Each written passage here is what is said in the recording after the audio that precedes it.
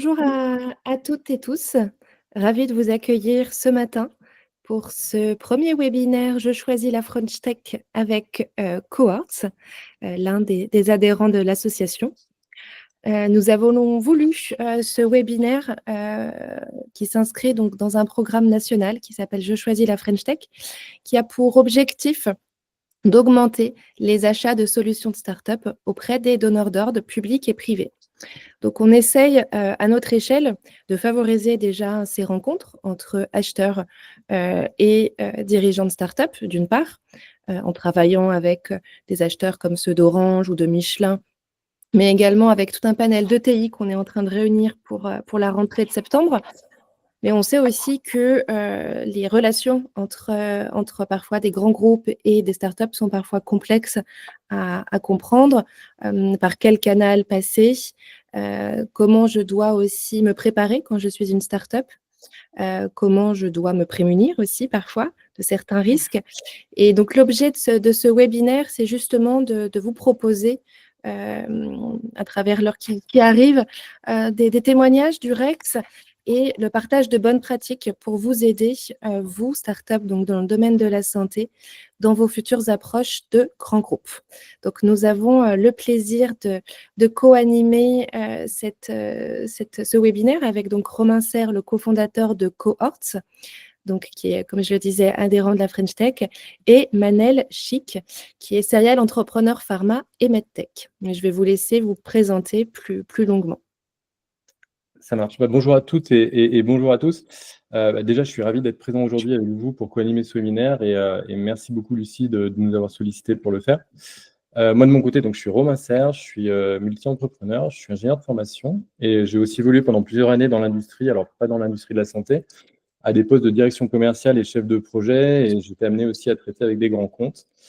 Et depuis 2019, je suis le cofondateur de Cohorts, donc qui est un programme d'accélération qui est spécifiquement dédié à la levée de fonds du Pré-Seed à la Série A. On a accompagné plus de 350 startups depuis 2019 et nous avons lancé un nouveau programme d'accélération sectorielle pour la health tech depuis cette année. Du coup, Manel, je te laisse peut-être te présenter également avant que j'annonce le plan de ce webinaire-là. Très bien. Bonjour à tous et à toutes. Je suis Manel Chic, je suis docteur en pharmacie avec un billet HEC. J'ai travaillé pendant des années dans l'industrie pharmaceutique, donc j'étais côté grand compte il y a quelques années, chez AstraZeneca, Amgen, entre autres. Et en 2013, j'ai monté ma première société dans la santé, qui était plutôt axée pharma. Et il y a 3 ans, en 2020, j'ai monté ma deuxième société dans la medtech. Donc, on a travaillé avec l'école polytechnique, on a avancé sur la solution et donc on a aussi discuté avec des grands comptes de l'autre côté.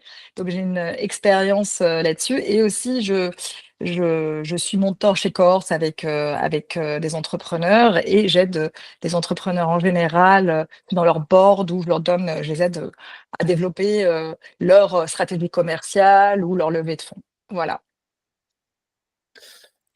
Merci Manel. Du coup, pour parler un peu plus du webinaire, on va être ensemble aujourd'hui à peu près pendant 1 heure. L'idée, c'est vraiment de vous donner des clés de lecture pour collaborer avec des grands comptes. Je ne sais pas si parmi vous, vous êtes toutes et tous des entrepreneurs et le niveau de maturité que vous avez sur ce sujet-là, mais dans le secteur de la santé, c'est un exercice qui n'est pas facile, mais pourtant incontournable pour réussir. C'est la parole dans un premier temps à Manel, qui va vous cartographier et développer les étapes clés pour initier et réussir une collaboration avec un grand compte.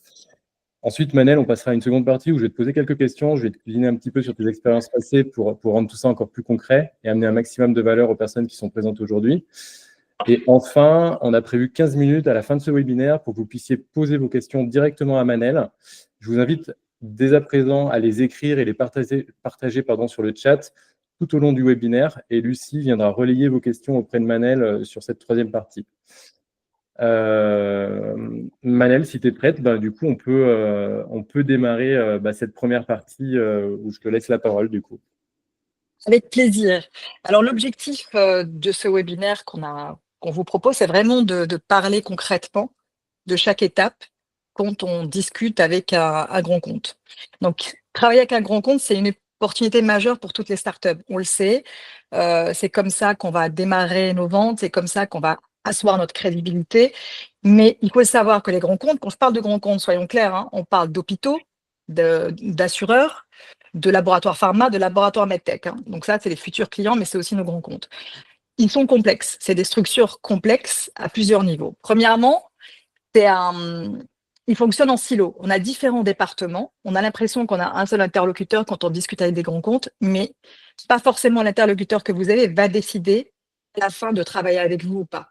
Donc, il y a plusieurs départements qui travaillent ensemble, mais en même temps, n'ont pas forcément le même niveau d'information. Donc, il faut faire attention, on va en discuter comment cibler la bonne personne, ou en tout cas travailler avec le bon groupe de personnes pour arriver à les convaincre. Deuxième élément, c'est que c'est des cycles de décision très longs. Alors, start-up, même les start-up qui en sont en scale-up, celles qui ont démarré ou celles qui connaissent un peu ou celles qui connaissent pas, les cycles de décision sont longs. Le temps d'un grand compte n'est pas le même temps d'une start-up. D'accord? Donc, en général, ça va de 6 à 18 mois de décision pour adopter ou pas un projet, démarrer un POC ou démarrer une expérimentation ou démarrer un contrat. Donc, il faut garder ça en tête. Les exigences réglementaires, elles sont clés. Donc là, on est en train de parler de health tech. Donc health tech, ça veut dire exigences réglementaires. Ça peut être évidemment marquage CE, disposition médicale, évidemment le RGPD, mais il y a aussi la réglementation, par exemple, d'un hôpital, c'est-à-dire la DSI. Leur réglementation interne doit être prise en compte quand vous allez démarrer une discussion avec eux. Très important. Enfin, on a le processus d'achat. Et le processus d'achat, il passe par plusieurs étapes. Donc, on doit convaincre différents interlocuteurs, mais aussi, il faut garder en tête qu'il y a beaucoup de demandes de start-up comme nous avec les grands comptes, sont sollicités non-stop. Ce qui veut dire qu'ils vont être fermes en termes de négociation de prix, et on a tendance, en tant que start-up, vouloir absolument signer ce contrat et faire des concessions majeures. Et donc là, je vous donnerai quelques clés de négociation pour ne pas faire cela, parce que ça peut engager la réussite ou pas de votre start-up. Donc, mon objectif aujourd'hui, c'est de parler de ces points-là clés qui sont incontournables quand vous négociez avec un grand compte. On va aller sur la slide suivante. Voilà, donc nous avons établi une checklist. Donc, la checklist, elle est claire. Tout d'abord, il faut absolument définir votre proposition de valeur. Ça, c'est clé. On a l'impression qu'on a la bonne proposition de valeur et vous allez vous rendre compte que pas forcément. Donc, il faut être très clair et très précis sur notre proposition de valeur qui va être définie et qui va être valorisée avec les grands comptes. On doit cartographier les décideurs et les clients et les utilisateurs. Donc, il faut vraiment bien cartographier les décideurs, clients, influenceurs. Et on va voir que des fois, ce n'est pas du tout les mêmes personnes. Structurer une approche commerciale adaptée. Alors, entre les assureurs, les hôpitaux, les labos pharma, les labos medtech, on n'a pas du tout la même structure d'approche commerciale. Donc ça, il faut tenir compte de ça aussi. Anticiper les contraintes réglementaires, on va prendre des cas pratiques, hein, il y aura des exemples, comment on va les anticiper, comment on les intègre dans notre proposition.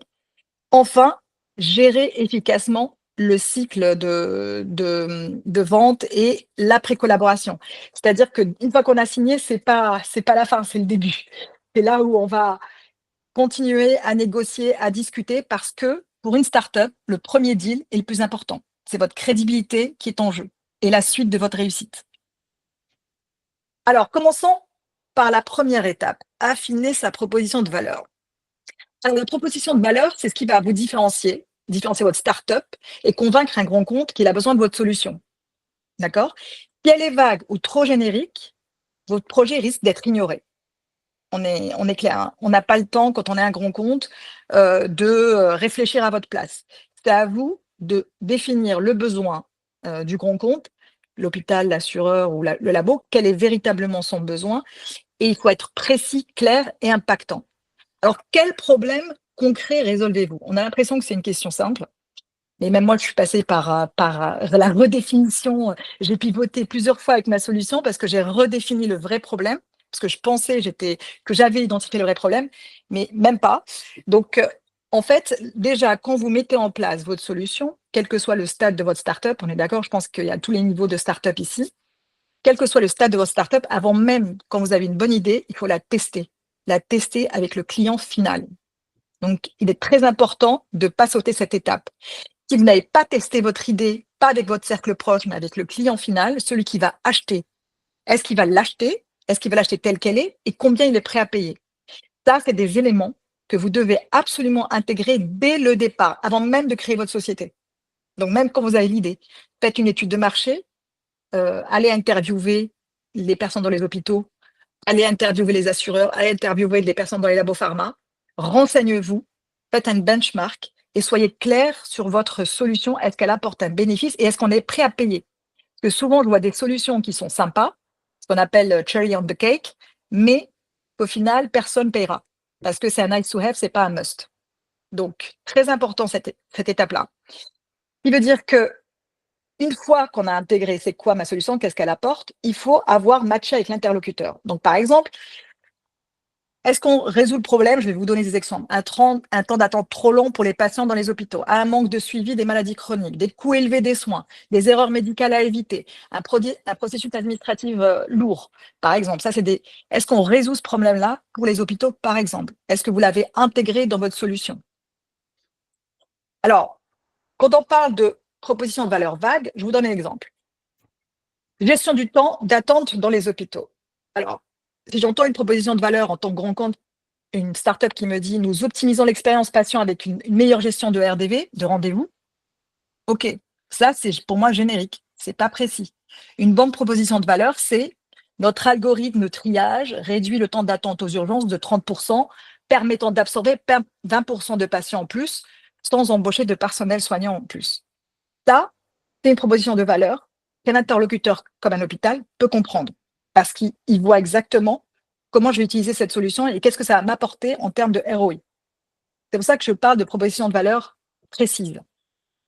Exemple, pour les assurances, suivi des maladies chroniques, on va prendre le diabète. Une proposition de valeur générique, c'est notre plateforme aide les patients à mieux gérer leur maladie. OK. Je suis assureur, moi ce que je veux savoir, c'est par exemple, grâce à notre solution de télésurveillance, par exemple, les patients diabétiques réduisent de 40% le risque d'hospitalisation, générant une économie annuelle pour vous, l'assureur, de 3 millions d'euros. Ça me parle, c'est efficace, je comprends tout de suite, j'actionne. Donc, je vous donne des exemples un peu en fonction des grands comptes, comme ça vous voyez un peu ce que je veux dire. Il faut être précis sur votre proposition de valeur. Qu'est-ce que vous apportez concrètement à votre interlocuteur?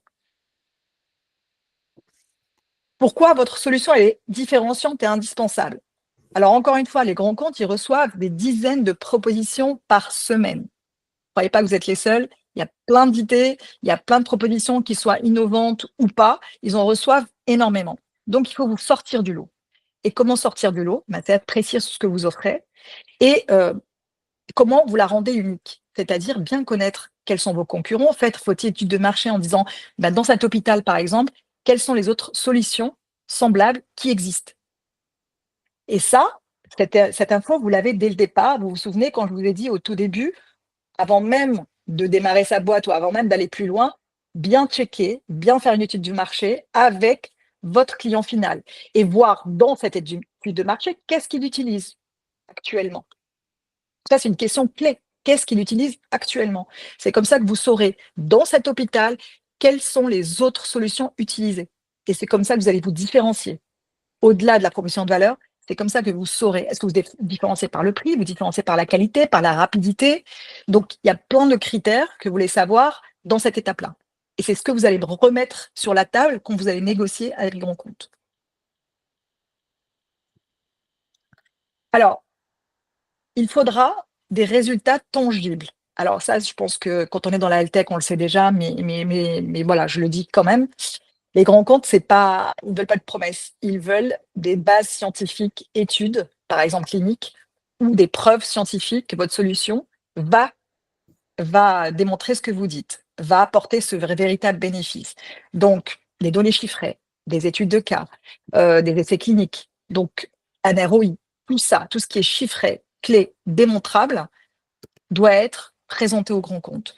Si on est flou sur ces données-là, si on ne sait pas où on en est, si on n'a pas avancé sur cette étape-là, eh bien le grand compte ne va pas vous considérer comme sérieux. Il va attendre, il va vous dire revenez me voir quand vous aurez fait cette étape-là. Donc dès le départ, sachez à quel moment vous démarrez la discussion avec le grand compte. Pas trop tôt. Des fois, il vaut mieux attendre, bien développer son MVP avant d'aller voir un gros compte. Parce que, comme toujours dans tous les business, que ce soit la santé ou ailleurs, on a la première perception. le premier contact, la première discussion, elle est clé. Donc, il vaut mieux être impactant dès le départ que revenir en arrière et essayer de trouver des éléments de discussion alors qu'au départ, on n'est pas bien parti. Donc, il vaut mieux bien partir et avoir des preuves. Alors, je ne dis pas qu'il faut absolument avoir des études cliniques, puisque les études cliniques, on doit déjà travailler avec les hôpitaux et les convaincre. Mais déjà avoir un MVP ou quelque chose, ou un POC qui puisse démontrer ce que vous dites. Donc, si je résume bien la proposition de valeur, donc bien la valoriser, c'est-à-dire soyez spécifique. Donc, évitez les généralités, donnez des chiffres précis. Mettez en avant des preuves, des données, des études de cas, des témoignages clients. Ça peut être des solutions que vous avez déjà mis en place avec des clients, vous l'avez testé avec des testeurs, des bêta-testeurs. Ben, donnez vos témoignages de ces clients-là. C'est important. Démontrer un impact économique. Ça aussi, je disais tout à l'heure, études cliniques, mais il y a aussi le ROI. Ça, c'est clé pour les hôpitaux, clé pour les assureurs, par exemple, d'avoir cet impact économique. Quel est mon retour sur investissement? Si j'investis sur cette solution-là, qu'est-ce que je gagne en coût pour l'hôpital ou en personnel soignant? D'accord? Et soyez clair et concis. Donc, des éléments clés, quelques chiffres et une base scientifique pour étayer cela. Deuxième étape. Merci Romain. Cartographier les décideurs. Alors, ça c'est un très bon point parce que c'est là où commence la réflexion sur c'est qui est le décideur et quelles sont les personnes qui vont être impliquées. Alors, une fois que vous avez votre proposition de valeur claire, il faut identifier les bonnes personnes. Donc, les grands comptes, c'est des organisations complexes. Si vous adressez aux mauvais interlocuteurs, vous risquez d'être bloqué ou stagné. Donc ça, on le voit tous les jours et je vais vous donner des exemples concrets. C'est qui les décideurs clés? Alors, les décideurs clés sont qui? Dont les grands comptes, les décideurs, pour nous, start-up, je mets côté start-up, pour moi, le décideur, c'est celui qui va signer le contrat. D'accord? L'acheteur, c'est celui qui va négocier les prix et les conditions. L'utilisateur final, c'est celui qui va utiliser ma solution au quotidien. Et l'influenceur, c'est celui qui va recommander ma solution en interne. D'accord? Donc, vous voyez que déjà, on peut avoir ces 4 profils-là ne sont peut-être pas la même personne, voire généralement 99% des cas, pas du tout la même personne. Donc, si je vends une solution, par exemple, de télésurveillance à l'hôpital, donc la mauvaise approche, c'est que j'ai appelé le médecin, il me dit oui, très bien, j'aime bien votre solution, ok, je me dis dans ma tête, c'est bon, c'est gagné. Mauvaise approche. Le médecin, ce n'est pas le décideur final. Le médecin va l'utiliser, très bien, si vous le testez avec le médecin, très bien, il va l'utiliser, il va potentiellement recommander, mais il faut intégrer le directeur médical, la DSI, l'acheteur hospitalier, les autres médecins, les autres infirmiers. Donc, c'est plusieurs éléments. Le directeur médical, il va valider la pertinence clinique. Le DSI, directeur des systèmes d'information d'un hôpital, il valide la compatibilité technologique. L'acheteur hospitalier, c'est lui qui va négocier le contrat et le budget. Et les médecins infirmiers, c'est eux qui vont utiliser au quotidien votre solution. Donc, mon approche à moi, en tant que start-up, quand je vais négocier avec un hôpital, c'est de parler à tous ces interlocuteurs et leur parler de façon différente, parce que chacun a un objectif différent. Alors, on a parlé des décideurs clés, les utilisateurs finaux, on parle aussi, c'est les médecins, les personnes qui vont utiliser au quotidien. Donc, il faut savoir aussi que les médecins et le personnel soignant sont décisionnaires.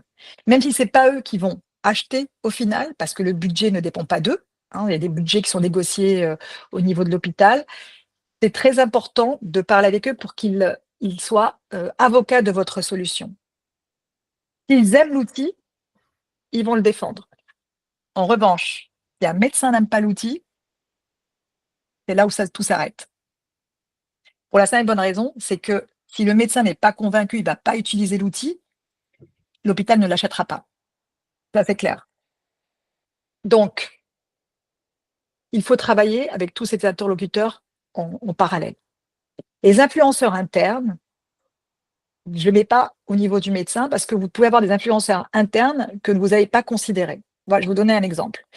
Bon, c'est des personnes qui n'ont pas de décision directe, mais qui vont faciliter l'adoption ou la prise de décision. Je vous donne un exemple vente d'un logiciel d'optimisation de rendez-vous à l'hôpital. les influenceurs clés, c'est qui? C'est les secrétaires médicales.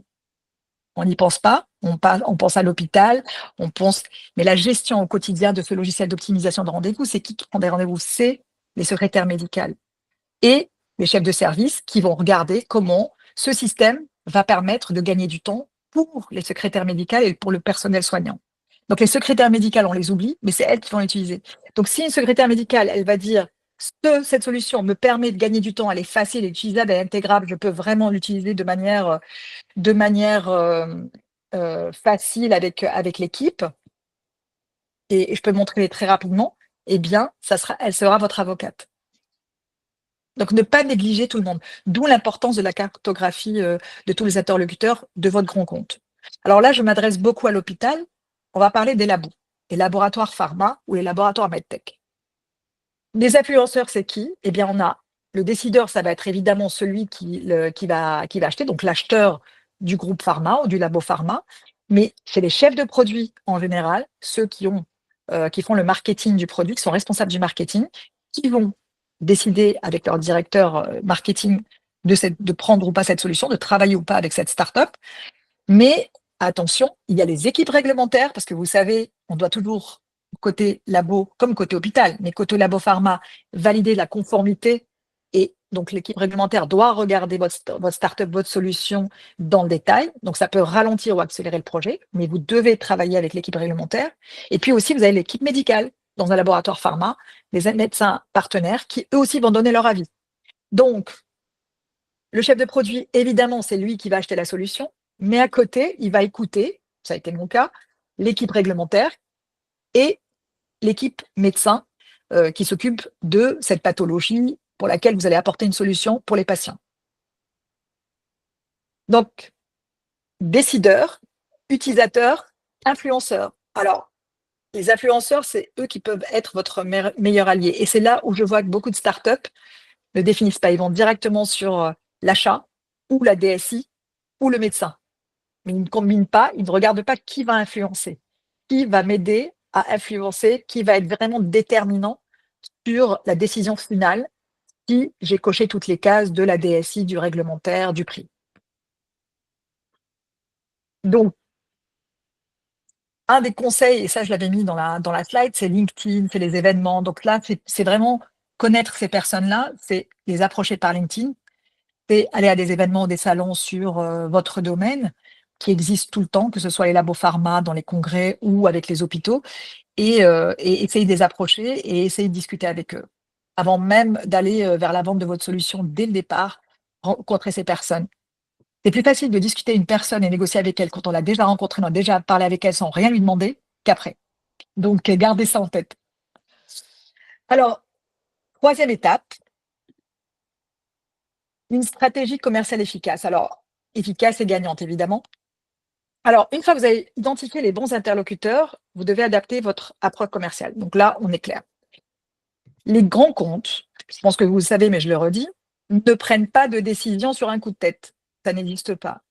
Donc, nous, notre temps en tant que start-up, on a l'habitude de prendre des décisions rapidement parce qu'on doit être flexible, on doit s'adapter à notre interlocuteur. Mais les grands comptes, c'est beaucoup plus rigide. Donc, il y a des structures et il faut les suivre. Il y a des modèles, il faut les suivre. Donc, le temps d'un grand compte n'a rien à voir avec le temps d'une start-up. Il faut absolument le garder en tête. Pourquoi? Parce que pour nous, on se dit, OK, je suis en train de négocier avec ce grand compte dans 6 mois, dans ma roadmap, je mets des petits guillemets, la roadmap qui est toujours pas réelle en termes de timing, on perd toujours du temps, il y a toujours des délais qu'il faut intégrer, toujours intégrer 6 mois de retard. Mais dans notre roadmap, on dit 6 mois de négociation. Donc, dans notre tête, on dit, même quand on lève des fonds, donc on dit à l'investisseur, voici notre roadmap, voici dans 6 mois. Et pour nous, voilà, il faut se dépêcher, il faut signer ce contrat qui va montrer de la crédibilité pour les investisseurs, montrer ajouter de la valeur à notre société. Mais si ça ne se fait pas, ça peut être très dangereux. Donc, il faut bien intégrer le temps latent des grands comptes, c'est-à-dire il vaut mieux rajouter 6 mois et se dire, je vais le faire 12 mois et être heureux si on le fait en 6 mois, on gagne 6 mois plutôt que l'inverse. Donc, dans votre cycle d'investissement, intégrez bien ce retard. Moi, je dirais, à chaque fois, je mets 12 mois plutôt que 6. Parce qu'on a toujours des surprises. Et dans les surprises, une surprise que je peux vous dire, c'est quand vous avez démarré une négociation avec un grand compte, donc en termes de stratégie commerciale, vous démarrez la négo et derrière, vous êtes en train de discuter avec le responsable des achats et le responsable des achats quitte le grand compte sur les 6 mois de négo. On recommence. C'est-à-dire que la nouvelle personne va revoir, comme une DSI dans un hôpital. Si le responsable DSI avec qui vous avez discuté depuis le début, il quitte pour X ou Y raison l'hôpital, vous devez convaincre le nouveau DSI, le nouveau CTO de l'hôpital. Donc, ça prend quelque temps. D'accord? Donc, ce n'est pas été en accord dès le départ, c'est des temps qu'il faut intégrer. Le changement, le turnover à l'hôpital, le turnover des médecins, le turnover des équipes soignantes. Il faut le garder en tête. C'est pour ça qu'il faut même mettre 12 mois. En termes je reviens sur la stratégie commerciale. Alors, il y a plusieurs éléments. C'est-à-dire que stratégie commerciale, je vous ai parlé de la proposition de valeur, je ne vais pas revenir là-dessus. C'est votre proposition de valeur, c'est aussi votre message marketing, ce qu'on appelle Unique Selling Proposition. Quel est votre message clé? Donc ça, vous le travaillez au niveau marketing et il y a des méthodes pour le faire.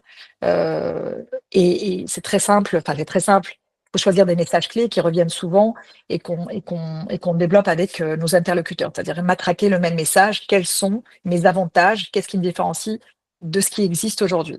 Donc ça, c'est vos messages clés, on ne va pas parler de ça. Quand on rentre dans le pitch, il faut l'adapter. Donc comme je vous disais tout à l'heure, dans un hôpital, le DSI, le directeur des systèmes d'information, il veut savoir si l'outil est compatible avec les logiciels existants. Donc s'il n'est pas compatible, ça va déjà être une barrière à l'entrée. L'hôpital ne va pas acheter un autre logiciel pour intégrer votre solution. Vous devez vous intégrer à l'existant de l'hôpital.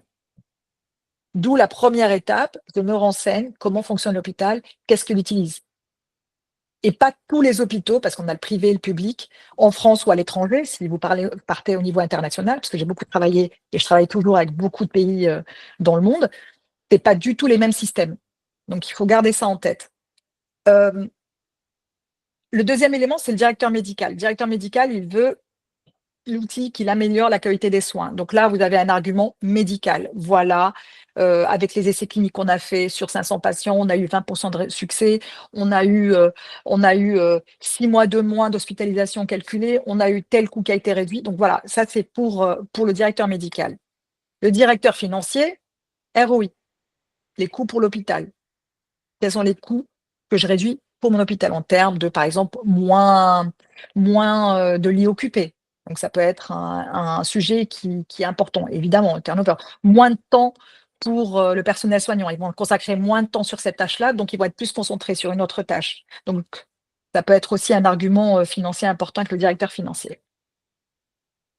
Donc, là, on parle du pitch. Donc, votre pitch, c'est comme ce que vous avez l'habitude de faire pour les pitchs investisseurs, en plus d'adapter, sans parler évidemment de levée de fonds, mais je parle du pitch, c'est quel est le problème que je résous pour vous, pas en général, pour vous, tel hôpital, pour vous, tel assureur, pour vous, tel labo pharma. Qu'est-ce que je résous comme problème? Quelle est ma solution? Comment elle s'intègre au sein de votre hôpital? Voilà. C'est ça les points clés que vous devez avoir et comment je mesure mon ROI, comment je vous aide à mesurer votre ROI. Deuxième élément, c'est le business case. Donc, les business case, c'est voilà, des data. C'est des data, c'est combien je mets, donc dans mon pitch, j'intègre mon business case, c'est-à-dire si vous utilisez ma solution aujourd'hui, voici les résultats que vous aurez dans 6 mois, dans 3 mois, dans 3 ans. D'accord? Et il faut faire le business case. C'est très important. Et quand je travaillais dans le monde de la pharma, dans l'industrie pharmaceutique, côté marketing, c'est la même chose. Quand on travaillait avec des médecins, on parlait de notre produit, notre médicament aux médecins, on faisait des cas patients. C'est important que le médecin se projette sur un patient qu'il va voir et comment notre produit va améliorer la santé de son patient. Donc, c'est important de se projeter. C'est pour ça que je parle de business case solide, c'est-à-dire se projeter. C'est-à-dire que vous allez vous mettre à la place de votre interlocuteur et mettre un business case. Imaginons qu'on démarre aujourd'hui. Voilà, par rapport à vous, si vous avez une trentaine de patients, voilà ce qui va se passer. Voilà le résultat que vous allez avoir. Et on va le mesurer ensemble parce que vous allez voir qu'il faut des KPI avec les grands comptes. C'est-à-dire qu'on ne laisse pas les choses comme ça. On essaye de mesurer des KPI pour savoir exactement si on a atteint nos objectifs et si on continue à collaborer ensemble. Donc, business case, très important, donc le cas patient, le cas, on peut l'appeler business case, moi on peut l'appeler le cas grand compte, vous l'intégrez dans votre pitch. Alors, proposer une formule, le bon format de collaboration, une bonne formule de collaboration, ça peut être plusieurs étapes. Encore une fois, dépend de votre startup. Donc, il y a différentes possibilités, ça peut être le POC. Vous devez démarrer un POC avec un grand groupe. Eh bien, POC, Proof of Concept, donc c'est petit, périmètre délimité, petit nombre de patients et un petit timing. Ça peut être jusqu'à 3 mois, voire 6 mois, un POC, ça dépend. Donc ça, c'est un modèle que vous pouvez travailler avec l'hôpital ou quel que soit je regarde les questions défiler, excusez-moi. Je répondrai à vos questions après, pas de problème. De proof of concept, donc c'est délimité dans le temps, c'est délimité avec le nombre de patients, c'est toujours limité dans les contrats que vous faites POC avec les grands groupes. Donc ça, c'est pour un objectif, pour vous de valider votre solution. Le POC, c'est je valide ma solution. Donc là, c'est un contrat différent. Pilote. Il y a des modes de pilote, c'est-à-dire vous avez déjà fait le POC, maintenant je fais un pilote, c'est un déploiement limité dans un service ou une région avant de déployer à grande échelle. Donc vous pouvez dire, voilà, mon POC est validé, tout est bon, l'hôpital ou l'assureur ou le labo va dire OK. On va commencer par exemple sur tel type de patient ou telle thérapie ou tel service et après, on voit comment ça se passe et si ça marche bien, je vais déployer dans d'autres services, dans d'autres pathologies, votre solution. D'accord? Donc, ça peut être un pilote qu'on vous demande et vous devez faire cette concession-là en vous disant, bon, OK, je commence par un pilote, on signe dans mon contrat qu'après, que si le pilote est réussi, on travaille ensemble. Après, en 3, c'est le contrat direct. Donc, contrat direct, c'est la solution, elle est déjà validée, tout va bien, je signe un contrat et c'est pour un déploiement. Ça peut être jusqu'à 3 ans, 5 ans, 1 an, 2 ans, ça dépend de votre solution et de votre interlocuteur. Alors, la politique de prix. Donc ça, c'est là où c'est vraiment un sujet très important. Alors, quand on est les politiques de prix, et c'est pour ça que c'est un sujet important, c'est qu'on a tendance, quand on est start-up, quand on est content de signer avec un grand compte, on est tellement content parce que voilà, on s'est battu pour ça, voilà, on va signer avec le grand compte, il va révolutionner notre image puisque derrière, il y en aura d'autres qui vont arriver parce que l'idée, c'est de démarrer avec un client et puis après déployer partout. On est tellement content que limite, on le donnerait gratuitement, la solution. Et je suis sûre, toutes les personnes qui sont là vont dire la même chose. On se dit, bon, bah, c'est pas grave, même si c'est gratuit, au moins, j'ai le nom j'ai le nom de l'hôpital avec moi, j'ai le nom de l'assureur, j'ai le nom du labo pharma. Oui et non. Oui et non. Votre valeur est très importante. La valeur de votre solution est très importante. Les grands comptes sont habitués à la négociation. Tous ces grands comptes-là utilisent des solutions de start-up, de tech, tout le temps. Donc, ils savent exactement négocier, ils savent exactement quels sont les termes des contrats. Il y aura des clauses flexibles et d'autres non. Donc, évidemment que si on vous demande qu'est-ce que vous pouvez faire, ben, vous pouvez faire des ristournes, vous pouvez faire un discount, mais toujours en gardant en tête l'objectif. Donc, c'est-à-dire, dans mon prix, je vais analyser la valeur ajoutée que j'apporte à mon client. D'accord? Quel est le gain économique potentiel que j'ai déjà chiffré puisqu'on en a parlé avant? Voilà le gain économique. Je regarde le benchmark du marché. Dans ce type de solution, quels sont les prix, plus ou moins? Donc ça, vous l'avez fait avant, vous avez le benchmark, vous savez la valeur. Prenez en compte vos coûts. C'est pour la fixation du prix. Et donc, une fois que vous avez pris vos coûts, que vous avez benchmarké, que vous avez analysé la valeur ajoutée, vous faites votre prix. Vous allez négocier avec le grand compte et, par exemple, vous faites une concession tarifaire. Très bien, on fait une concession tarifaire. Comment on fait? Ne proposez pas de rabais tout de suite ou de contrepartie. Laissez le grand compte vous parler. Ce n'est pas à vous de dire, bah oui, donc si c'est un POC, je peux vous faire ça. Vous avez un prix, vous êtes clair, vous êtes sûr de votre solution. On en parle avec le directeur des achats. Ce sera le directeur des achats qui discutera avec vous de ça. Ce ne sera pas les autres interlocuteurs. On en parle. Vous pouvez proposer un essai gratuit pendant 1 mois ou 2 maximum. Vous l'intégrez en fonction de vous, votre ROI et vos besoins en financement, on est d'accord, hein? Je donne des éléments généraux. Ce qui est important, c'est que si vous négociez un discount ou si vous négociez un essai gratuit, ça doit être limité dans le temps. Si je négocie un discount, derrière, je dis OK, mais j'aimerais bien, je fais ce discount-là pour un contrat de 3 ans au lieu d'1 an. Par exemple, ça peut être. C'est-à-dire qu'à chaque fois qu'on fait une concession, il faut gagner quelque chose. Il faut que ça soit en contrepartie un gain. Il faut que ce soit un win-win. Il ne faut pas qu'il y ait de frustration des deux côtés. Donc, il faut que ce soit un win-win. Donc, dans vos contrats, n'oubliez pas d'intégrer, je peux faire un discount, c'est normal, c'est mon premier client, mais derrière, après ce discount-là m'amène vers un contrat de 18 mois au lieu de 6 mois ou d'un contrat de 2 ans, 3 ans. Donc, trouvez toujours une contrepartie, ne cédez pas facilement sur tout. Parce que si vous avez convaincu les médecins, c'est pour ça que je vous dis, commencez par tout le monde. Si vous avez convaincu les médecins, vous vous intégrez facilement avec la DSI, par exemple. Si vous avez convaincu le chef de produit, le directeur médical d'un labo, si vous avez convaincu ces interlocuteurs-là, la question achat, vous avez vos influenceurs qui vont dire oui, on le veut absolument. On arrive au prix, c'est le dernier élément, c'est là où vous avez quand même un levier. Et donc ce levier, ne le bradez pas. N'allez pas tout de suite vers oui, gratuit, tout vous voulez, oui, 6 mois, gratuit. On négocie, on est sûr de nous, on donne un prix, à eux de revenir vers nous. On fait un discount parce que c'est notre premier client et qui croit en nous et qui va avec nous. Et ça, c'est génial, il faut toujours valoriser le premier client. Mais derrière, on fait une contrepartie. Toujours une contrepartie. Alors, j'essaie de regarder si on a encore. Voilà, très bien. Donc, en résumé, j'adapte mon pitch. J'appuie sur les chiffres concrets, toujours les chiffres, les datas, toujours de data. Il faut être rationnel avec les grands comptes, toujours. Hein, et éviter de casser les prix dès le début. Les contraintes légales et réglementaires. Et donc, là, on en a parlé, je vais aller rapidement sur ce sujet. On a nos contraintes légales et réglementaires qu'on connaît en tant que start-up dans la santé. Donc ça, vous le savez tous, les normes ISO, RGPD, voilà. Donc ça, vous le savez, certification, marquage CE pour les dispositifs médicaux et intégrer un élément, l'interopérabilité dans les systèmes existants dans les hôpitaux. Si vous travaillez avec les hôpitaux, il faut une interopérabilité, d'accord, avec les hôpitaux. Et donc ça, c'est très important parce qu'on n'y pense pas. Il faut que ça s'intègre facilement. Il ne faut pas que ce soit compliqué pour l'équipe. Il ne faut pas qu'il y ait du training dans tous les sens, qu'on doit entraîner les équipes tout le temps. Et dès qu'il y a un bug, eh bien, il va y avoir des problèmes parce qu'on ne pourra pas répondre tout de suite à la maintenance du bug. Donc, il faut vraiment bien travailler avec la DSI pour que ça se passe très bien. Parce que votre premier essai est le plus important. Si ça se passe mal, les grands groupes passeront rapidement à autre chose. D'accord? Donc, il faut bien le réussir en termes d'exigence réglementaire.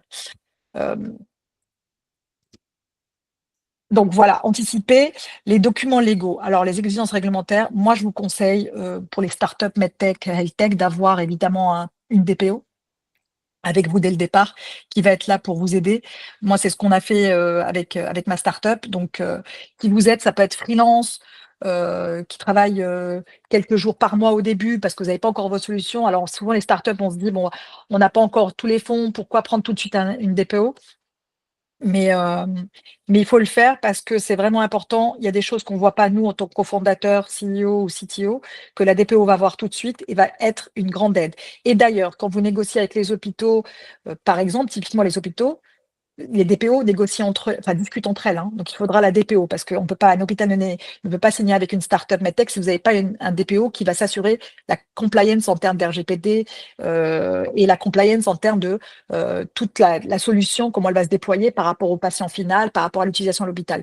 Donc, c'est très, très important que vous sécurisiez ce domaine-là avec quelqu'un qui soit expérimenté et qui vous aide. D'accord?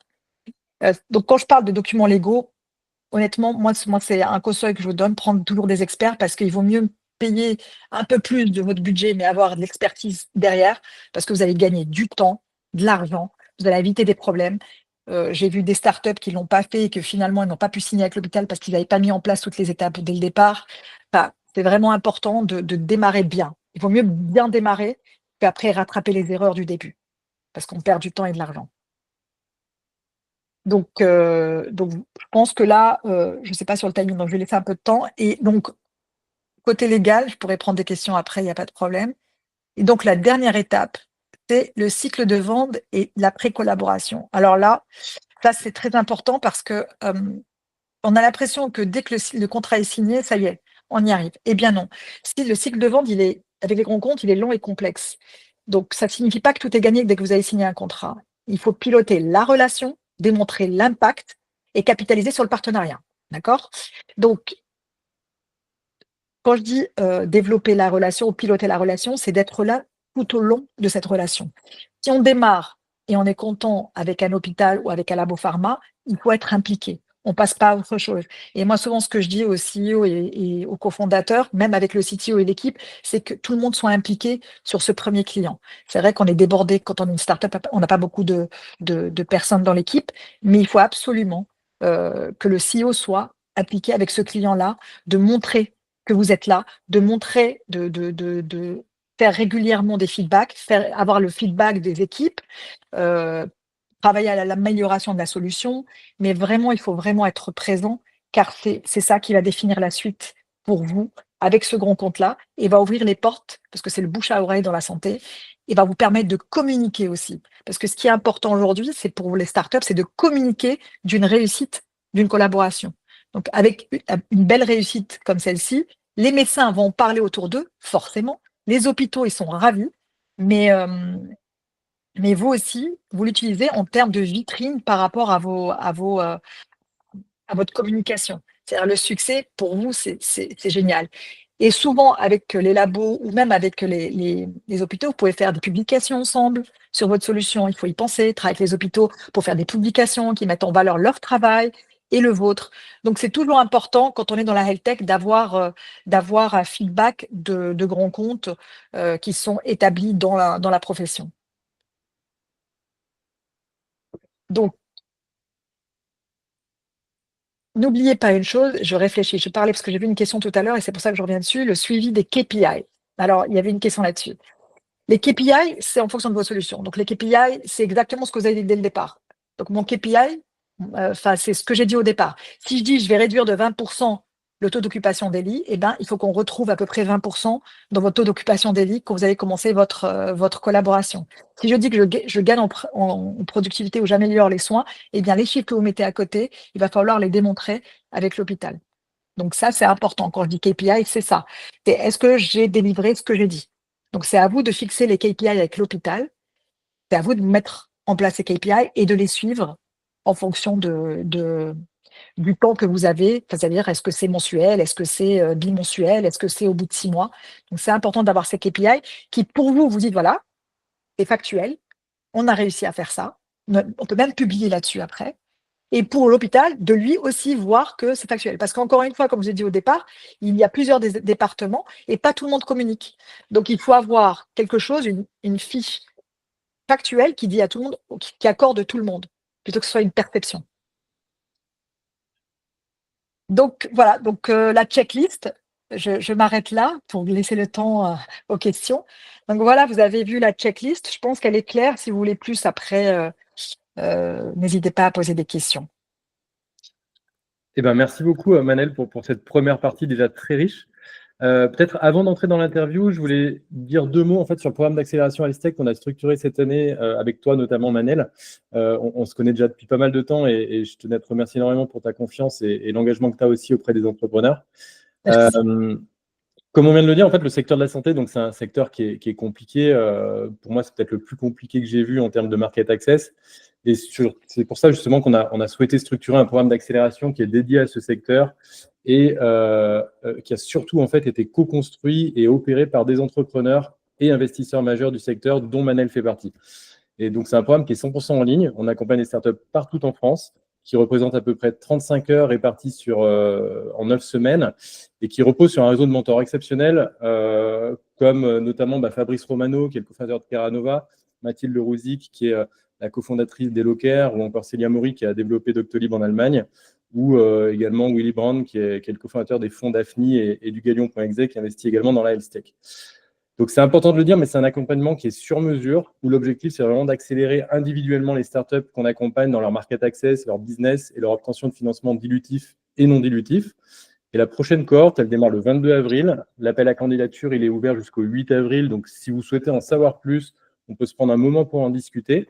N'hésitez pas à m'écrire à l'adresse mail que je vais vous partager dans le chat, du coup.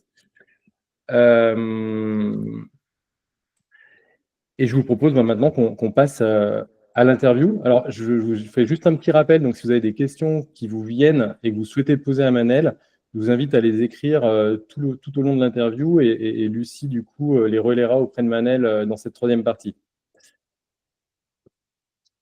Oui, alors juste Romain, ce que je voulais dire aussi avant l'interview, elle va être, c'est vrai, c'est vrai qu'on se connaît avec Romain et pourquoi je soutiens Cohorts et j'ai choisi de travailler Cohorts en tant que mentor, c'est parce qu'en fait, on a une vision assez claire, c'est-à-dire qu'il y a des accompagnements théoriques, je trouve, et il y a l'accompagnement avec des gens qui connaissent, qui ont les mains dans le cambouis. Tout ce que je vous ai raconté aujourd'hui, ces checklists et 5 points, je les ai vécus. Alors, j'ai perdu du temps, alors que j'avais travaillé dans l'industrie pharma avant, que voilà, quand on est entrepreneur, quand on a plusieurs projets, qu'on démarre des nouveaux projets, ben, on apprend aussi.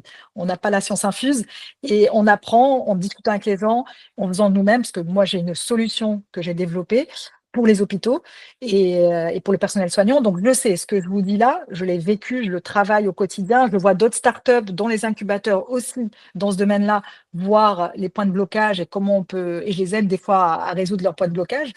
Donc, ce qu'on a vu, ce que dit Romain sur ce programme HealthTech, il est vraiment fait par des gens, avec des gens qui connaissent exactement le sujet. C'est-à-dire, si vous allez me demander c'est quoi le market access, je ne vais pas vous dire, bon, alors, market access, c'est fixer un prix. C'est qui votre hôpital, c'est avec qui vous voulez travailler, comment on va vous aider à bien réfléchir, est-ce que vous correspondez à ce client-là et comment vous allez articuler, par exemple, votre proposition ou comment vous allez structurer votre approche pour y arriver. Donc ça, c'est pour ça que je le dis vraiment, Romain, parce que j'y crois beaucoup et je trouve que c'est assez bien d'avoir des gens qui disent les choses sans langue de bois pour aider les startups à réussir. C'est l'objectif. Oui, clairement. Enfin, nous la valeur qu'on a amenée, c'est vraiment dans le réseau de mentors qu'on a réussi justement à agréger dans ce programme. Mais merci pour votre témoignage. Avec plaisir. Désolée, je fais juste le timekeeper. Il nous reste environ 10 minutes ensemble. Alors, On peut, je pense, déborder un petit peu, mais il faudrait qu'on puisse répondre aussi à toutes les questions. Ça marche. Eh bien, je vous propose qu'on démarre l'interview et puis on s'arrêtera un moment pour laisser un petit peu de oui. temps du coup, à chacun pour poser ses questions. Peut-être en première question, Manel, toi, tu as la particularité et la richesse d'avoir vécu les choses des deux côtés de la barrière en tant que grand groupe et entrepreneur. Là, je vais plutôt faire appel à ton côté entrepreneur, mais est-ce que tu peux nous raconter une collaboration marquante entre une startup et un grand groupe à laquelle tu as participé et quels étaient les objectifs justement? Oui, alors, j'ai eu les deux côtés. Donc, côté startup, j'ai participé dans les deux côtés. Mais côté startup, ce qui nous intéresse aujourd'hui, oui, j'ai une collaboration que j'ai fait avec un grand compte. Je pourrais pas dire parce que pour des raisons de confidentialité, je ne peux pas encore le dévoiler. Ça a pris beaucoup de temps. Ça a pris beaucoup de temps. Pourquoi? Parce qu'on a démarré trop tôt, notre solution n'était pas prête. Donc, d'où le premier conseil. Donc, on avait un MVP avec un POC, mais on a démarré trop tôt par rapport au projet. Et qu'aussi, pendant la discussion qu'on avait avec ce grand compte, on a pivoté sur le projet grâce au retour du grand compte. C'est-à-dire qu'on avait une discussion avec eux pour démarrer. Et en même temps, le grand compte, il nous a aidés. Quand je dis le grand compte, c'était des médecins qui nous ont aidés à signer notre solution. Donc, c'était important parce qu'on a une très bonne relation. C'était des médecins incroyables qui nous aident au quotidien, et qui ont cru au potentiel et qui nous ont affinés. Donc, on a dû pivoter un peu, être un peu flexible. Donc, ça nous a fait un peu perdre du temps avec le grand compte. Et malheureusement, pendant la discussion, toute l'équipe a changé. Encore un exemple que je vous ai donné concret, l'équipe qui décidait de l'achat, enfin en tout cas de démarrer la collaboration, a changé. Donc il fallait tout redémarrer dès le départ avec la nouvelle équipe. Donc oui, c'était là, les objectifs, c'était de démarrer avec eux un essai clinique et ça a pris un peu plus de temps que prévu parce qu'on a dû affiner la solution et retravailler avec une nouvelle équipe. Alors, c'est vrai qu'un grand compte et une startup n'évoluent pas dans le même environnement, pas avec les mêmes timings non plus, et n'ont pas la même culture également. Et justement, est-ce que tu peux nous partager un cas où les différences culturelles entre startup et grand groupe ont posé problème et comment tu as réussi ou pas finalement à les gérer? Alors, ça, je vais pas j'ai pas d'expérience personnelle là-dessus, mais j'ai une expérience de start-up que j'ai connue dans mon écosystème.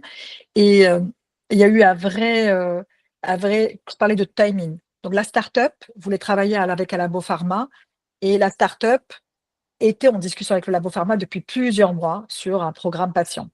Et donc, du coup, ce programme patient devait apporter tel chiffre d'affaires qui était calculé. C'était des négociations depuis plusieurs mois.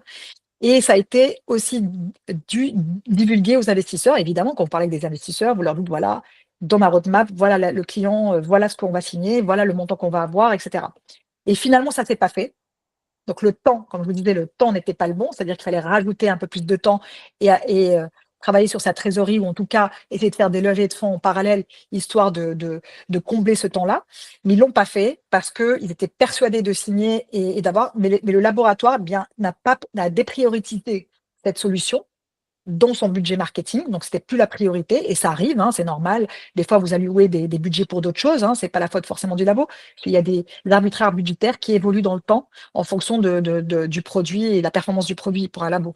Donc, ils ont dépriorisé et ils ont dit, on va décaler l'année prochaine. Trop tard, la boîte a dû malheureusement fermer. Et pourquoi? Parce qu'ils n'avaient plus la trésorerie, les investisseurs ne suivaient plus et ils n'avaient plus d'acheteurs. Donc ça, c'est important. C'est pour ça que le temps et la trésor, il faut vraiment garder en tête quand on négocie avec des grands comptes. Donc là, dans ce cas-là, c'est l'échec, pardon. Ouais. Et justement, en fait, de façon très concrète pour les entrepreneurs qui sont présents aujourd'hui, justement, est-ce qu'il y a des erreurs fréquentes que tu as vues dans ces partenariats et que les startups pourraient éviter? Alors, les erreurs, c'est ne pas avoir le bon état d'esprit et les codes. Donc, les codes, l'état d'esprit, c'est être flexible, résilient, ça, on le sait tous en tant qu'entrepreneur. Donc, il faut être résilient, il faut être flexible, il faut toujours être positif et aider à trouver une solution. Il faut vraiment être dans la solution. Vous allez avoir beaucoup de problèmes, de discussions, ça, c'est certain. Mais c'est pour ça qu'on adore être entrepreneur et qu'on monte des boîtes, parce qu'on aime bien le challenge. Donc, globalement, il faut être flexible, il faut savoir pivoter quand il faut pivoter. Je vous ai donné un exemple, moi-même avant, et résilient. Donc ça, c'est important. Il faut connaître le timing. Le timing du grand compte, ça, c'est une erreur. C'est quand on se dit, c'est pareil. Donc, ils vont répondre tout de suite. Je ne comprends pas, je n'ai pas de réponse au bout de 2 mois. Non, il faut être présent, savoir avec qui discuter et considérer le timing véritablement dans votre roadmap, quitte à rajouter 6 mois de plus. Et une autre erreur que je vois souvent, c'est de viser le gros client. Tout de suite, je veux aller m'adresser au gros centre hospitalier ou au gros labo sur tel plateau. Il vaut mieux démarrer avec un petit client, valider notre solution, sortir avec des 5 étoiles dans tous les sens, avec des KPI marqués et aller voir le grand client que l'inverse. Parce que le grand client, ça va être beaucoup plus long potentiellement et vous n'êtes pas sûr que ça fonctionne tout de suite. Donc moi, je conseille de démarrer par un petit et aller après vers le grand, ce qu'on ne pense pas forcément. Et là, l'erreur, c'est le discount ou gratuit. Maxi discount ou gratuit, donc tout de suite. Donc là, c'est aussi une erreur parce que ça montre que vous ne donnez pas de la valeur à votre solution. Donc si on est sûr de nous, on met quand même un prix. Voilà. Ok. Et si on devait retenir finalement un conseil, c'est quoi le conseil que tu donnerais à une startup qui s'apprête à initier une collaboration avec un grand groupe? Et j'en terminerai là pour cette interview. Je dirais en une phrase de réussir son premier deal. Donc, si je devais donner il faut réussir à cette startup, il faut que tu réussisses ton premier deal. C'est-à-dire il faut mettre tout en œuvre pour le réussir, pour mettre tout en place. Comme j'ai dit, tout ce que j'ai dit, la checklist, il faut vraiment réussir.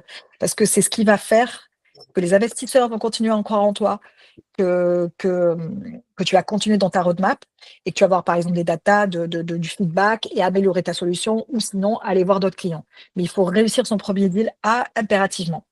Et donc, il faut être, comme je disais, irréprochable, connaître tous les secrets, identifier les clients, etc. Je ne vais pas redire ce que je viens de dire, mais aussi, c'est pour ça qu'on parlait tout à l'heure de Cohorts et du programme HealthTech, aussi être accompagné. Ça, c'est très important.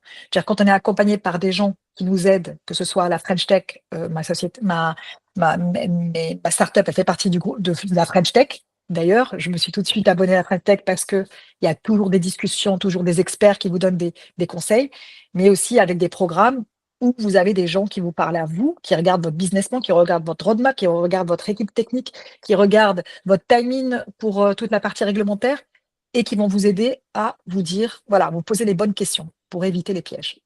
Donc voilà mon conseil. Je te remercie, Manel, pour tout ce partage d'expérience. Alors, on a un petit peu dépassé, mais c'est important qu'on garde un temps dédié justement pour vos questions. Du coup, Lucie, je te laisse peut-être la main sur cette partie. Oui. Alors, certaines questions ont déjà été finalement traitées, donc je ne vais pas toutes les reprendre. Enfin, en tout cas, on a eu certaines réponses déjà. Il y en a une qu'on n'a pas eue, c'est donc dans la première partie de la présentation, concernant les utilisateurs en labo pharma. Qui sont-ils? Ça dépend de la solution. Donc, les utilisateurs en labo pharma, c'est un programme patient, ça va être les patients. D'accord? Les utilisateurs, ça va être les patients qui vont l'utiliser ou les médecins qui vont l'utiliser. Donc, l'utilisateur, vous allez travailler avec le laboratoire pharma. D'accord? Soit vous allez travailler avec l'utilisateur final, vous proposez un programme au labo qui va acheter ça et que vous-même vous déployez avec les utilisateurs finaux. Donc, ça dépend quel sera le contrat que vous allez faire avec le labo. Est-ce que c'est le labo qui le déploie? Est-ce que c'est vous qui le déployez au nom du labo? C'est comme ça que ça se passe. Mais celui qui va payer, c'est le laboratoire pharma qui va vous payer pour cette solution-là sur 1 an, 2 ans, 6 mois. Mais c'est vous qui allez, et après c'est le contrat, je déploie moi-même ma solution et je vais voir les hôpitaux au nom du labo pharma. Donc, c'est un travail en équipe où c'est le labo pharma qui va vendre cette solution et qui va travailler avec les hôpitaux. Mais c'est vous qui travaillez avec le labo pharma. Je ne sais pas si je suis claire. Très bien. Seconde question, plutôt concernant le POC. Donc, confirmez-vous qu'il faut faire payer ces POC et pilotes? Très bonne question. Alors là, c'est une excellente question. Je pense que c'est une illusion de croire que le POC serait payant. Je pense que les hôpitaux ne payeront pas un POC, mais par contre, vous pouvez négocier avec eux qu'après le POC, vous démarrez quelque chose qui serait payant. Mais je ne pense pas qu'un hôpital paierait un POC. Moi, je le vois même dans des startups tech qui sont bien déployées, par exemple, de la prévention des cancers. L'hôpital ne paye pas le POC, hein. C'est l'inverse. En général, c'est les startups qui payent le POC. Parce que c'est du temps. N'oubliez pas une chose. Un POC, c'est je vais dans un hôpital, je prends du temps au personnel soignant de l'hôpital pour valider ma solution. Je prends du temps, je m'intègre dans leur système, tout le monde doit avoir ça, il faut mettre le contrat, etc. Donc, je prends du temps à l'hôpital. C'est déjà un investissement. Si un hôpital fait un POC avec vous, c'est une très bonne nouvelle. C'est déjà un investissement. C'est qu'il y croit. D'accord? Parce qu'il va investir du temps et de l'argent. Donc, moi, je n'irai pas sur un POC payant parce qu'on est sur un POC de 3 mois et que l'hôpital fait l'effort d'intégrer votre solution sans savoir si ça a marché ou pas après. Donc, moi, je ne mettrai pas de POC payant. Et d'ailleurs, je dis souvent, et ça c'est important, quand vous faites des pitchs aux investisseurs, ils le savent, parce que souvent on entend POC payant, pas dans la health tech. POC payant ailleurs. Dans la health tech, c'est déjà génial. Moi, je dis oui, bien sûr, c'est un POC payant, l'hôpital me le fait gratuitement. Mon POC, il me donne l'investissement des gens gratuitement. Et donc, c'est génial. C'est un POC que vous avez réussi à faire et voilà. Nouvelle question. Confirmez-vous que tous les discounts doivent être pris en compte dans le coût d'acquisition client? Si vous faites, il faut avoir une vision claire de quel client. C'est-à-dire, si vous avez si vous faites la discount, vous faites déjà avec le premier client. Ça dépend de votre stratégie. Encore une fois, la stratégie doit être claire. Voici ma myriade de clients ma roadmap commerciale. Client 1, client 2, est-ce que c'est dans 6 mois? Est-ce que c'est dans 3 mois? Client 3, client 4. Vous n'allez pas faire un discount à tous les clients. Moi, ce que je disais, c'est par rapport au premier client. Après, vous, dans votre coût d'acquisition, effectivement, il faut vous dire, si vous dites, quel que soit le client, s'il fait un contrat avec moi de 2 ans, il a 20% de discount. S'il fait un contrat avec moi de 5 ans, il a 30% de discount. Oui, c'est votre base de calcul dans votre business plan, vous l'intégrez dans votre coût d'acquisition, absolument. Si c'est, je fais le premier client, je fais un discount en disant que je fais ce discount-là, mais ça m'assure que je vais rester plus longtemps avec ce client et que vous démarrez avec le premier, vous ne l'intégrez pas forcément dans votre business plan. Parce que si votre idée, c'est le premier, je fais un traitement spécial et les autres non, n'intégrez pas. Mais si vous dites, je vais le faire un traitement spécial en fonction de type de contrat, oui, vous l'intégrez. Nouvelle question, merci. Comment faire face à un grand compte qui ne souhaite pas que l'on communique son nom pour un blocage réglementaire? C'est-à-dire comment faire? Comment faire dans enfin, en termes de communication, en termes de discussion? Pardon, hein, Lucie, je vous demande ça, Oui, mais oui, oui, oui. Moi, je peux répondre vais- à la question, du coup, oui. en fait, comment faire alors pour faire avancer les discussions, quoi. Oui, enfin, bah, honnêtement, s'ils ne souhaitent pas, c'est toujours pareil. L'équilibre. Qu'est-ce que je veux? Qu'est-ce que je suis prêt à sacrifier? Est-ce que le fait de communiquer son nom, c'est très important pour vous? Je sais, en termes de com, mais est-ce que vous préférez signer avec ce grand compte et communiquer après? Parce qu'au fur et à mesure de la signature, n'oubliez pas, quand vous signez avec un grand compte, vous allez passer du temps avec lui. Il va voir, peut-être qu'au début, il se dit, je ne veux pas communiquer le nom parce que je ne sais pas ce que ça va donner. On n'a pas testé véritablement, je ne veux pas m'associer avec ce nom-là si jamais ça ne marche pas. Mettez-vous à leur place. Donc, moi, si ça m'arrivait à moi, je dirais, OK, pas de problème. Il Oui, ne bien me sûr. donne pas le nom. Mais le blocage Oui. n'est pas, comme je disais, enfin, c'est pas un blocage d'association de nom, c'est un blocage réglementaire pour le coup. Je ne comprends pas, ça veut dire quoi, Maria, le blocage réglementaire? Des raisons réglementaires qui finalement font que ça ne fait pas avancer les discussions, quoi, en fait. Donc, c'est le blocage réglementaire côté start-up, c'est-à-dire qu'ils n'ont pas coché la liste de ce qu'il fallait, par exemple, des SI, ou c'est j'ai besoin que tu me dises quelque chose de concret. Ah, OK. Quel blocage réglementaire? C'est pour ça que je te parle de ça. Moi, ce qu'on m'a évoqué comme blocage réglementaire, en fait, c'est le fait de, comment dire, d'avoir des contraintes réglementaires qui font qu'ils ne peuvent plus avancer avec nous. Là, il faut savoir un peu plus c'est quoi ces contraintes, on est d'accord. Il faut discuter Oui. avec eux, voir les contraintes. Donc, si spécifique à ce grand compte-là, ou est-ce que c'est dans tous les grands comptes de ce type-là, c'est les mêmes problèmes? Il faut identifier ça. Il faut que tu saches, est-ce que c'est ce grand compte-là qui a celle type? Parce que des fois, il ne fonctionne pas de la même façon, hein. Donc, est-ce que ce grand compte-là, typiquement, ce problème-là, est-ce qu'il est surmontable ou pas? Mais il faut creuser le problème. Est-ce que c'est une certification qu'ils veulent? Est-ce qu'ils veulent une validation ISO? Est-ce qu'ils veulent, tu vois, ça peut être plein de choses. Mais si c'est un non total, est-ce que c'est quelque chose qui peut être corrigé? Donc là, tu peux dire, on va le corriger, on revient vers vous, et en même temps, tu regardes d'autres grands comptes qui n'ont pas ce problème-là, par exemple. Tu peux le faire en parallèle, parce que c'est important. Et si tu trouves, et si c'est un non catégorique, parce que ça ne pourra jamais être le cas, ben tu laisses tomber. D'autant plus que qu'ils ont payé la solution et que du coup, notre solution pour le coup, et qu'ils ont eu un retour très positif en fait. Donc en fait, si le blocage est que réglementaire, oui, il faut creuser un peu plus le sujet. Il faut creuser. Surtout que tu as signé avec eux. Justement, tu es un partenaire. Il faut absolument savoir, s'intéresser à leurs problématiques et voir ce qu'il en est. Ok, très bien. D'accord ? Merci beaucoup, c'est gentil. De rien. Dernière question concernant la répartition un petit peu des typologies de clients. Que pensez-vous de lancer en parallèle 33% de petits, de moyens et de grands comptes dès le début, étant donné le temps de prise de décision des grands comptes, une manière de mitiger les risques? Très bonne idée. Il faut toujours dérisquer, mitiger les risques. Après, moi, la question que je pose à cette start-up, c'est est-ce qu'ils ont le temps et la capacité dans la société d'avoir des gens qui vont négocier toutes ces deals-là en même temps?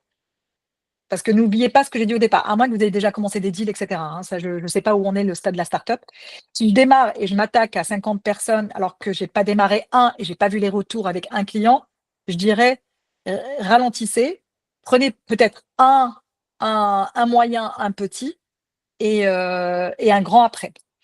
Mais voilà, ça dépend de votre capacité. Donc ralentissez, prenez un, deux, ça dépend de votre solution, si ça se déploie très vite ou pas, si ça dépend de plein de choses. Mais il faut absolument que, oui, moi, ce que j'ai dit au départ, c'est de prendre un petit client pour lequel vous allez travailler votre solution, l'adapter, savoir ce que vous allez dire après au prochain, essuyer les plâtres, comme on dit.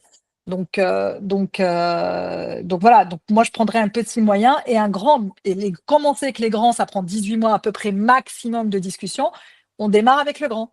Mais il ne faut pas arriver trop tôt ni trop tard. Il faut démarrer une fois que vous êtes sûr que vous allez avancer avec votre solution, d'accord? Virginie, tu veux répondre rapidement? Ah, on ne t'entend pas.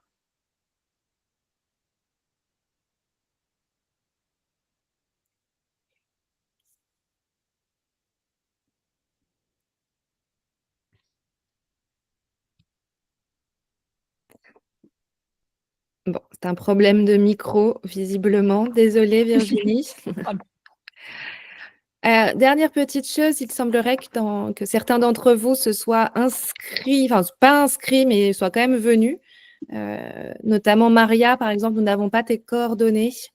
N'hésitez pas à me les fournir si vous voulez que je fasse le lien ensuite après avec Romain, avec Manel.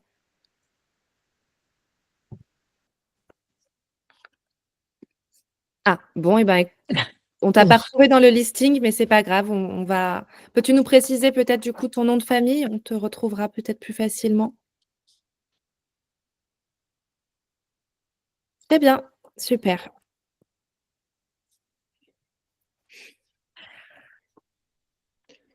Je crois qu'on arrive au bout du temps imparti. On a un petit peu débordé, mais c'est normal et il faut quand même qu'on puisse échanger. C'était le but de ce temps. J'espère que vous aurez tous et toutes appris des choses concernant, que vous pourrez surtout mettre en place dans vos entreprises, dans vos startups. Un très, très grand merci, Manel, pour ton intervention. C'était hyper intéressant, hyper pertinent. Même si je ne suis pas start-up dans la health tech, j'ai beaucoup appris aujourd'hui. Merci à toi. Merci à toi, Lucie. Merci Romain, merci Rémi d'avoir fait le pari de co-organiser ce webinaire avec nous. Tout est enregistré, donc on pourra vous faire repasser les éléments. Effectivement, le replay sera disponible. On vous enverra le lien dès qu'il sera en ligne. Merci encore à toutes et tous. Je vous souhaite une excellente après-midi et puis une bonne pause déjeuner pour ceux qui y vont. Merci à tous et bon courage. Merci. Bonne journée. Bonne journée. Bonne journée. Au revoir. Au revoir.